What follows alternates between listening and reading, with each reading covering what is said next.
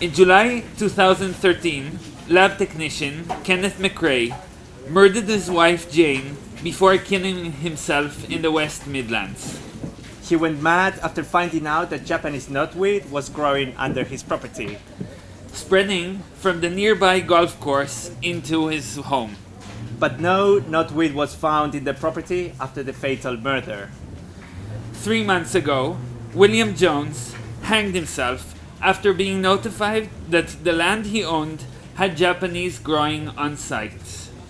Japanese knotweed, or Falloppia japonica, and other non-native species like Himalayan balsam, Impatiens glandulifera, Rhododendron ponticum, and giant hogweed Heracleum spondylum have been at the forefront of a war against non-human invaders in Northern Europe and especially in the UK.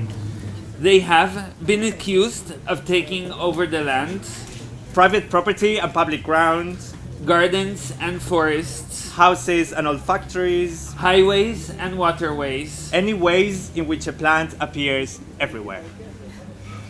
Much before people started to take their own life in their hands, the British government allocated enormous budgets to try and solve this problem. The problem? Plants from elsewhere invading us here. In preparation of the 2012 Olympic Games, 100 million euros went into the clearance of the Olympic site. The total cost to handle Japanese knotweed and other invaders for British taxpayers is around 250 million euro a year. It is estimated that the global expenditure on mitigation and eradication programs exceeds 1.8 trillion euros. In the 2000s, Japanese knotweed turned from an horticultural problem into a mediatic event. Journals, newspapers, tabloids all reported the great invasion. They portrayed the environmental challenge in war paint, declaring the battle to save the British pure landscape. The garden invader that could sink your mortgage. The invader. If it's in your garden, panic now. At war with aliens. Hidden threat. Japanese knotweed invasion causes Hertfordshire price drop. The plant that could cost you your home. Not in my backyard. Panic was not caused by the presence of Japanese knotweed. It was banks who made people panic. Any trace of Japanese knotweed in one's private property would likely result in the refusal of a grant or a mortgage by the bank. Real estate market and property value are under threat of a plant. And a new industry of fear was actually born. In the volcanic soils of mountainous regions in Japan, Japanese knotweed has flourished for centuries. Poor soils, lava and ashes lacking excessive nutrients or proper feed. Japanese knotweed thrives where only few survive. The original volcanic landscape shares many similarities with urban wastelands.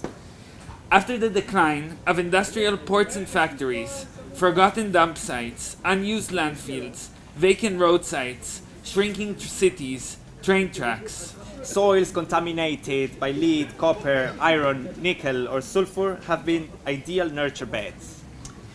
In non-designed landscapes where no one has ever planted anything else, Japanese knotweed is one of the first ones to arrive. Finding Japanese knotweed in our cities is actually a mere result of an anthropogenic nature we have immersed ourselves in. In the UK, the epicenter of Japanese knotweed invasion is many times situated in Swansea, or the Japanese knotweed capital. The plant has existed in the city since the 1910s, but no one paid any notice to it until the 1970s, when it started appearing in many gardens around the town. The uncontrolled growth of Japanese knotweed marked the decline of the copper mines and the cityscape's transformation into an industrial relic. The metal pollution in the urban soil and the multitude of abandoned spaces served as a comfortable ground for the development of the plant. Rapid urbanization has moved tons of earth around the city, displacing, carrying, and spreading the plant rhizomes all over. The speed at which it spreads has followed the rhythm of construction. Japanese knotweed has been declared as indisputably the UK and Europe's most aggressive, destructive, and invasive plant. Along the Berlin Wall, for example, there used to be a no man's land. It lacked human or industrial activity, but it served as the perfect ground for Japanese knotweed before the fall of the wall. Native, Non-native, native, non-native, native, non-native, native, non-native, alien, exotic, uncommon. invasive. Public perceptions of plants is not a result of any scientific taxonomy of species. It is not about leaves being brown or long, red or green.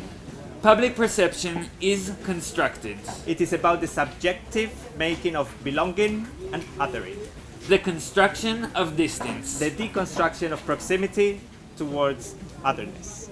To define whether a species belongs to a place, we need to know the spatial boundaries of the area to which it belongs. Or to which it does not belong.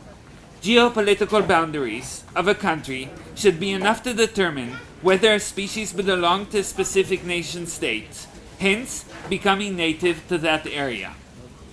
Nonetheless, changes and redefinition of national boundaries clearly impact on one's interpretation of native or non-native. So the separation of former Czechoslovakia into the Czech and Slovak republics rearranges the species that are native to one or to the other side. The reunification of Western and Eastern Germany recombines the native of both sides, rendering the aliens to one side automatically into natives. But we need to determine the time an alien plant arrived, or actually when it became naturalized. The amount of years that species has inhabited a certain place should be enough to determine its degree of belonging. But what is the threshold? 3 years? 30 years? 300 3,000 years? years? 30 million years? Over the past 2 centuries, the plant has experienced an incomparable movement of species across the globe. If we were to consider a longer time perspective, most native flora could be actually referred to as alien invaders. For example, 4 tipping points define the degree of nativeness in native plants in the UK. So when the sea made Britain split from the main continent 7,000 to 8,000 years ago. According to this geological event, a native plant would be one that arrived in Britain prior to from Britain becoming an island. Aliens are all those that arrived later. Or when the Romans and the Normans arrived to the British Isles, the first 1,000 years after Christ. They imported huge numbers of animals, plants, and herbs from southern Europe and the Mediterranean, many of which are keystone species in modern ecology: humble rabbit, fallow deer, brown hare, and nettle. Many of these species have been absorbed into a mix of native ecology, we could say. Most are now tolerated, and many are celebrated and conserved. They have become an intimate part of what we see as now British ecology. Europe lands in America. Christopher Columbus's arrival in the New World in 1492 marked the start of an epoch of mass death. An estimate of 50 million inhabitants of North, Central, and South America died between that date and the mid-1600s, from warfare, enslavement, and the rapid spread of European disease amongst the indigenous population. By 1610, the dramatic drop in population allowed about 65 million hectares of farmed land in the Americas to return back to the original forest. The growth of so many trees all at once sequestered enough carbon dioxide from the air to cause a measurable difference in the atmosphere. The world momentarily became cooler. The disappearance of 50 million humans led plants to invade and reclaim agricultural fields. But on top of it, the travel of profitable species across the globe exploded in an unprecedented scale. Non-native plants are classified usually into neophytes, the plants that arrived after Christopher Columbus, and archaeophytes, the ones that were already here before Christopher Columbus. According to this, potatoes and tomatoes are alien to the European continents. Iron and glass make species travel. Japanese knotweed arrives to Europe from Japan with Bavarian doctor von Siebold, who was assigned on a mission by the Dutch East India Company. A great lover, drawer, and carer of plants, he would collect them many times in return for surgical treatments. He brought them back to Leiden in the 1840s and as an expensive rarity for his garden. In 9th of August 1850, this is the date for the arrival of Japanese knotweed into Britain, and more precisely in Kew Gardens, as they recorded it for their traveling species logs. After that, it quickly started being sold commercially for the first time in history. Benefiting from their exotic origin, it became a novelty plant that enjoyed lots of promotion by William Robinson. Leader of the wild English garden movement, Robinson refuted the military-ordered flower patches in color. William Robinson promoted a more long-standing form of landscape, and actually gardening as a whole. A fabricated wilderness, a chaotic man-made garden that looks as if nature had put it all together. And we have many examples around us here. In Britain, it was landowners wishing to add variety and curiosity to their estates who introduced alien species to beautify their semi-public gardens. Rhododendrons, Japanese knotweed, mandarin duck, Canada geese, gray squirrels, and little owls. Empires as a whole redesigned the wild. The machinery to move native and non-native plants around the world relied on a new typology of iron and glass. Wardian cases, boxes to recreate enclosed environments with controlled humidity, air, and sunlight during the voyage across the seas. This, in a way, set the precedent for glass houses in botanic gardens and exhibition halls as well, as a crucial empire machine, where plants would arrive, acclimatize, be reproduced, and leave again to a different part of the world. None of these four tipping points that are landmark for globalization processes offer a clear definition of what defines the native or the invasive. Rather, on the contrary, they blur it even more. The modern preference for biodiversity over bio-uniformity is a cultural construct of recent times. The preference for biodiversity and the notion that alien species are enemies of biodiversity are relatively modern ideas. Not only the definition of native or non-native is challenging, but the association that the aliens have as a negative agent plays a crucial role in this distinction. And although we are talking about plants and animals here, the language deployed in their classifications stems from discourses on human migration. The right to travel and settle in Britain, for example, was exercised freely until the end of the 19th century. Passports were introduced already back in 1858, but they were more a matter of convenience for those traveling abroad rather than means of population control. There was little control over new immigrant rights to settle on the British Islands. With the massive immigrations from Eastern Europe during the 1890s, things started to change. This gave rise to growing accounts of racism and xenophobia, which resulted in the 1905 Alien Act.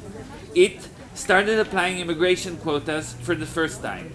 So residents of turn-of-the-century London started to complain about exotic Japanese knotweed invading their properties back then. The British passport marked the first opportunity to travel. But in what may be a coincidence, only a year after the introduction of the British passport, the first British Acclimatization Society, as it was called, was actually established. Its goal was to enrich the flora and fauna of the colonies. but moreover, to acclimatize many species to the local context and economy of Britain, to tame them in their new home and impose a new environment on them. The invasion paradigm that was born out of both phenomena, the deliberate introduction of exotic plants and animals by the Victorian acclimatization societies, and the wild garden movement. They both lead directly to many of the challenges that conservation and ecology face today. The case of ecologist Charles Elton's during the post-World War II, when he was writing on invasive species, had a critical effect on this issue. If before the war he was promoting exotic species to be generally tolerated and welcome, during World War II he worked as part of the war science team to prevent the importation of foreign pests and diseases into the wartime agricultural economy of Britain. Elton basically shifted his practice from welcoming exotic plants to promoting botanical nationalism. Yet, non-native plants and animals are used countless times to fortify national landscapes. Figs. Figs were brought to Sheffield to relieve Victorian citizens from endemic constipation. But sewage from homes would wash the seeds down the river, then they would root on the riverbanks and then heated by the warm residual waters from factories and steel converters, the fig seeds believed they were in Mediterranean waters. So today, nonetheless, they are part of the cultural heritage of the city. The red grouse is a cultural icon to whiskey bottle labels. But at the same time, it also pushes policies to benefit the particular species and its value over others. It has intensified the drainage and burning regimes to produce monoculture heather in Scotland as a culturally imposed landscape modification that serves an economic purpose. On 23rd March 2006, quite recently, the British Parliament hosted the so-called Red Squirrel Debate. The matter was whether to protect the native and cute little red squirrel, a key character of children's books, over the dreadful and fearful grey squirrel that came from America, that has been threatening the local little cute red squirrel for many, many years. Nonetheless, the native red squirrel that today is praised had been formerly considered a pest. Then it became extinct, later on reintroduced from Scandinavia. Therefore, genetically, the native red squirrel is not native. Nettles. Nettles have had an invasive character for hundreds of years, but no alarm has spread in the media as they are indeed native. Exotic conifers are being planted by the timber industry and are destroying the native forest, but they are a key to the economy of the continent. The Wildlife and Countryside Act 1981 controlled the release of non-native species into the wild.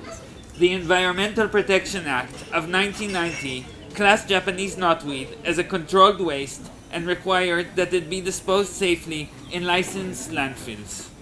The Wildlife and Natural Environment Scotland Act 2011 turns the act of spreading invasive plants into a criminal activity. The Infrastructure Act of 2015 allows right of access to private land for eradication of invasive alien species. Horror weed on rampage. It consumes everything in its path, and cutting it back only makes it more aggressive. The plant that ate Britain. Invasion of the killer weeds. In this article, we see an image with a shoot coming out of the floor. The photo is credited to Japanese Knotweed Solutions Limited, a company that provides Japanese knotweed eradication services. But if we search online for Japanese knotweed, we find the same image from the article, but slightly different. They both capture the same corner of a room in what appears to have a shoot of Japanese knotweed lifting up the floorboards. The color palette is different though. In one, the colors are dramatized and intensified, but also they are cropped differently. The one published on the magazine did not reveal a piece of laminate floor that was put aside to take the picture. On the left, it looks as if the plant is lifting a heavy wooden floor and exposing the insulation layer. But on the right, we see how the floor is not proper wood, but very thin laminate, and that someone has intervened to exaggerate the impact of the growing plant. And here we see the piece of laminate floor that was cropped. As part of their marketing strategy, Japanese Knotweed Solution Limited also create extensive campaigns which include sci-fi posters from apocalyptic movies. Regeneration, week 1. Week 3, new shoots. Week 8, rapid growth. Week 28, devastation. 28 weeks later. Japanese knotweed, a nightmare on your street. Don't get caught by the undead. Knotweed is lying dormant and waiting to re-emerge. The fight goes on. The majority of images circulating online show us how Japanese knotweed is not just a plant. It is a plant attached to a crack on the concrete. But that is the contemporary botanical drawing, the botanical image, with doses of fear immediately associated to it. But is there a real threat? We could wonder. Can Japanese knotweed penetrate through a 30 centimeter thick slab of concrete? Is Japanese knotweed really producing a crack? Or was the crack already there and the plant grew through it like any other plant? If to follow the idea of objectivity, according to Lorraine Dustin and Peter Gallison, the botanical image is means of production of truth. 18th century atlas makers had the authority to define what is the image of a plant, what is the perfect image of the plant, the ideal, the average, the normal, Goethe's Urpflanze. But it is so idealized that it actually does not exist. It carries features of many specimens put together in an impossible or impossibly true way. The botanical drawing distributed knowledge, still today does. The bigger format of the double elephant folio, these big atlases, and the bigger it was, the better. Botanical drawings overlapped different time cycles simultaneously to represent growth and death, blossoming and decay. Nature has been tamed at a pictorial level. The image of a plant condenses a series of interests around it, either for scientific or economic purposes.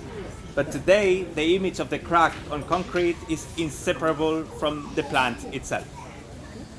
Japanese knotweed and other invasive plants are anthropogenic species, yet scientists and policymakers still try to control their growth and spread.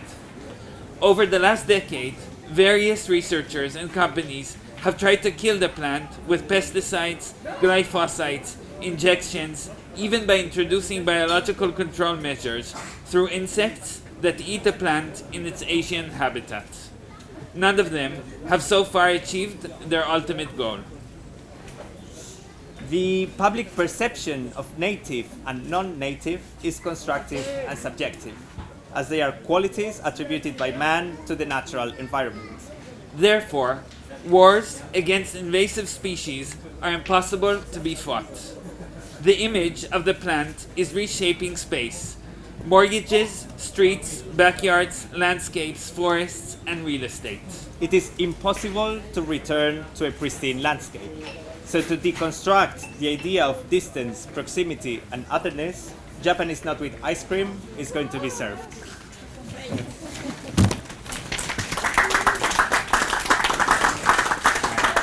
We received a message from Reuters.